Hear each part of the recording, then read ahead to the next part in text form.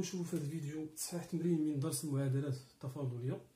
دونك نعتبر المعادله التفاضليه او المعرفه بما يلي: y سكوند ناقص 2 a y بريم زائد a او كاري زائد 1 عامل y تساوي صفر، حيث a عدد حقيقي غير منعدم.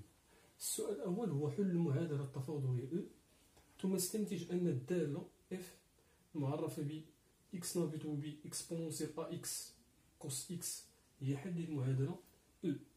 دونك الجزء الاول ديال السؤال هو نحل المعادله التفاضليه او. كما كنلاحظوا هي معادله تفاضليه من الرتبه الثانيه. دونك غادي نخرجوا لها المعادله المميزه. دونك المعادله المميزه للمعادله التفاضليه او هي r أس 2 ناقص 2 a. دونك a ديجا هو عرفنا هنا هو عدد حقيقي غير منعدم، r زائد a أو كاري زائد 1 يساوي صفر. دونك هذه هي المعادلة المميزة للمعادلة التفاضلية او. دونك نبداو بها كاع من هنا. دونك ليكون a ينتمي إلى r نجمع. لدينا المعادلة المميزة للمعادلة او هي كما يلي. مزيان، مميزها هو غنحسبو دلتا. دونك غنديرو ناقص 2 a الكل أس 2 ناقص 4 عامل ل a أو كاري زائد 1 كتساوي ليا 4 a أو كاري ناقص 4 a أو كاري ناقص 4 غتعطيني ناقص 4. في الأخير غنلقى دلتا سالب قطعا. بما أن دلتا سالب قطعا، ومنه للمعادلة المميزة حلين عقديين هما R1 يساوي، غنديرو ناقص زائد التعبير اللي عندي دائما مع R اللي هو ناقص 2 a، وبالتالي غندير مباشرة 2 a زائد I جذر مربع ناقص دلتا. ناقص دلتا هنا غادي يعطينا ناقص 4 اللي هي 4 الكل على 2 تساوي، نحاول ما أمكن نعطي الشكل الجبري، 2 a على 2 اللي هي a زائد جذر 4 هي 2 و 2 على 2 هي 1، وبالتالي غندير 1 في I يعني I. و R2 غيكون اللي هو الحل العقدي الثاني، غيكون هو المرافق ديال العدد العقدي R1، وبالتالي يكون الشكل الجبري ديالو هو A ناقص I. مزيان، آخر مرحلة بقات استنتاج حلول المعادلة التفاضلية، وبالتالي حلول المعادلة التفاضلية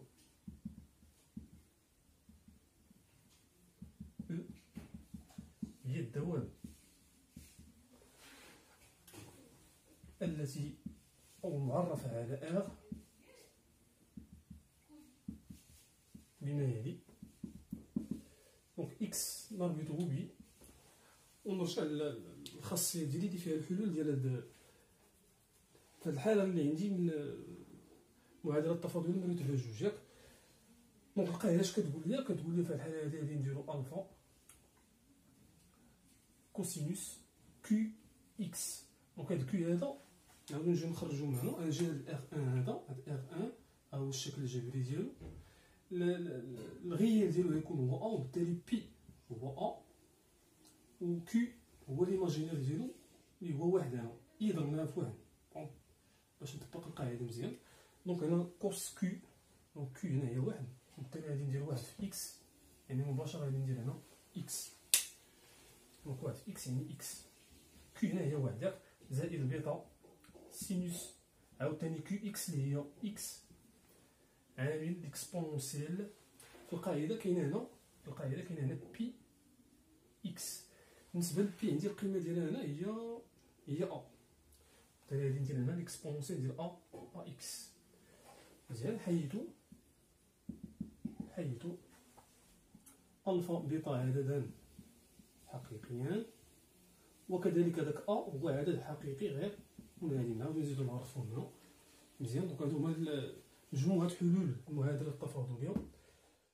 جواب التتمة ديال السؤال: تستنتج أن الدالة اف هي حل المعادلة. بالنسبة للدالة اف هي معرفة ب اكس مربوط ب اكس بو ا اكس كوس اكس. بمعنى باش تكون هاد الدالة هي حل ديال المعادلة خصها تكون هي حالة أو حل من بين مجموعة هاد الحلول اللي تحصلنا عليها. بمعنى نحاول نجبد أنا جوج ديال القيم ديال ألفا وبيتا من نعوض ألفا بشي قيمة وبيتا بشي قيمة ونلقى هاد التعبير كامل كيساوي هو التعبير ديال اف لي اكس.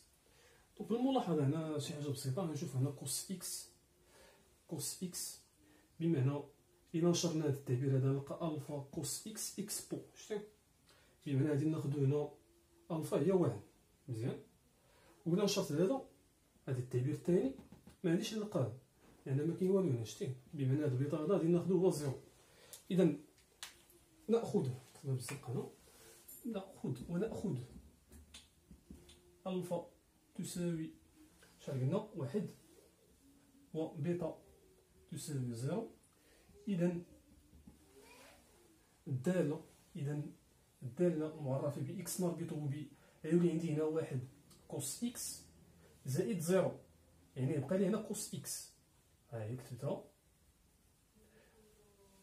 ضرب هاد الدالة هادي اللي هي ليكسبونسيال أ إكس. إذا هاد الدالة هادي مالها كتبقى دائما هي حل للمعادلة التفاضلية، وهنا غادي نسميو ديك الدالة هي الدالة اف. إذا هاد الدالة اف هي حل للمعادلة أ. نمرو إلى السؤال الجوج: حدد مجموعة الدوال الأصلية للدالة اف على ار. الدالة اف هي قلنا في السؤال السابق هاد اف هادي هي حل المعادلة التفاضلية أ. دونك ديال الانطلاقة ديالي دونك اف حل للمعادلة التفاضلية أ.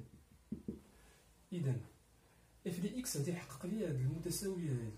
دونك هاد إيكغيك إلا عوضناه هاد الدالة إيكغيك إلا عوضناها بإف غنلقاها تحقق لي المتساوية، وبالتالي غنلقى أن اف سكوند دو اكس ناقص 2 أ اف بريم دو اكس زائد أ أو كاري زائد واحد اف دو اكس تساوي صفر.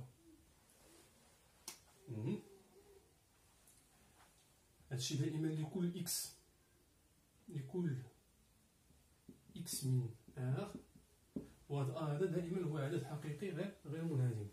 دونك غنزيدها دائما في الويت. دونك السؤال الجوج ليكون عاوتاني أ عدد حقيقي غير منهزم لدينا اف هو حل المعادلة. إذا غتحقق لي هذه المتساوية.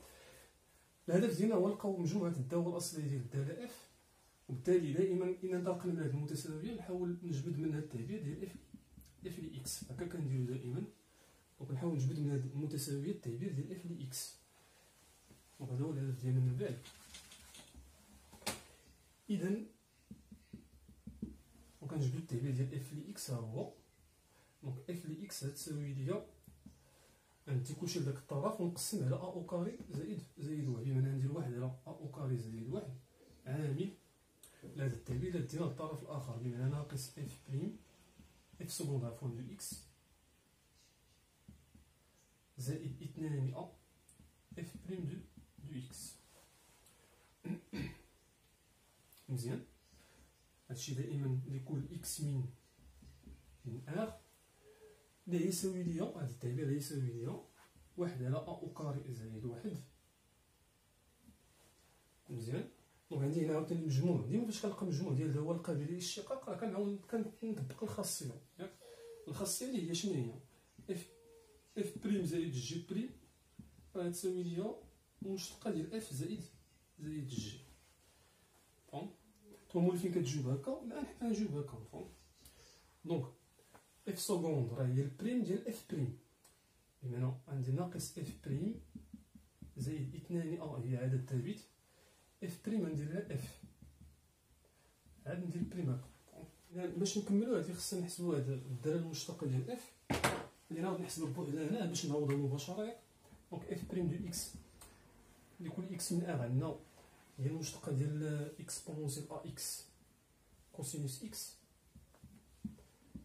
هذا جوج ديال الدوال، وبالتالي المشتقة ديالها تعطينا في المره الاولى المشتقه ديال اكسبونسيال ا اكس اللي غادي يعطينا المشتقه ديال اكسبون ا اكس غتعطينا ا اكسبونسيال ا اكس عاد في الكوس اكس زائد اكسبونسيال ا اكس غادي نضربو في المشتقه ديال كوس اكس اللي هو ناقص سينوس اكس.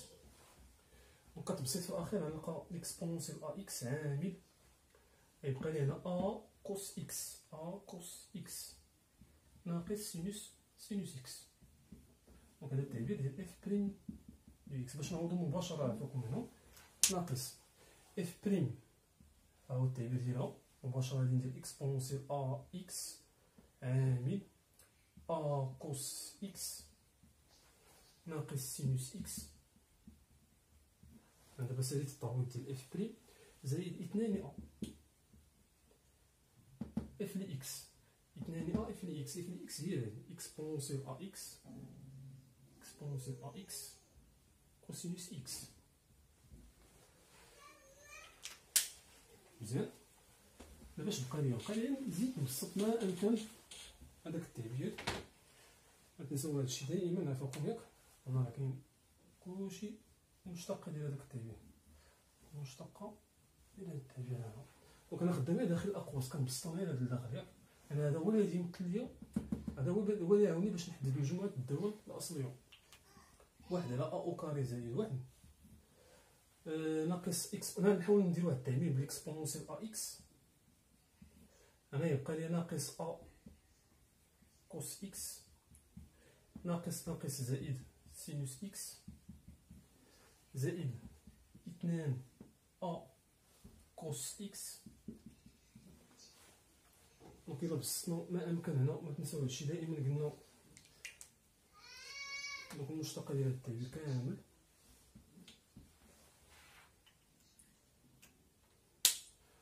دونك الا زدت بسطت هنا غنلقى ان واحد على ا او كاري زائد واحد هاد الاقواس اكسبونسيال ا اكس عامل.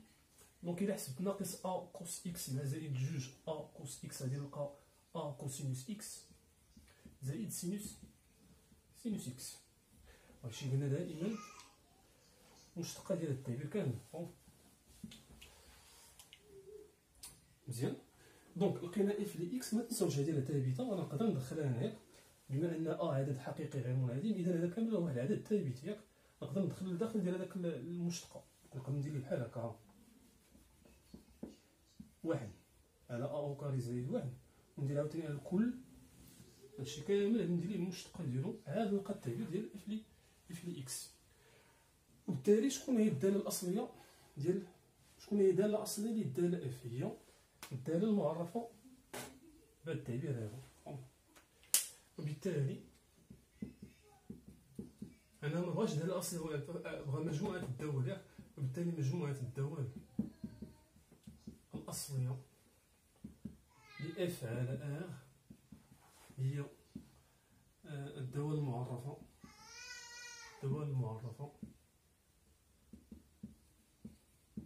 بما يلي. دونك اكس مربوطه ب. دونك غناخدو هاد التعبير اللي قلنا داخل هاد الاقواس هاديك لان المشتقه ديال هاد التعبير هو اللي كنلقاو به قلنا اف لي اكس. دونك داله اصليه غير وحده كتكتب لي على هاد الشكل هذا.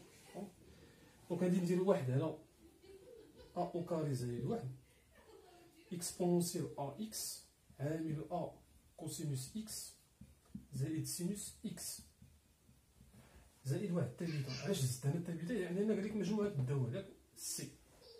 يلا حيدو سي ينتمي الى واش تقريبا صافي. حيدو سي ينتمي الى ار و ا ينتمي الى ار نجمع. وهذه هي مجموعه الدول الاصليه للداله اف. دونك هنا كيكون هذا السؤال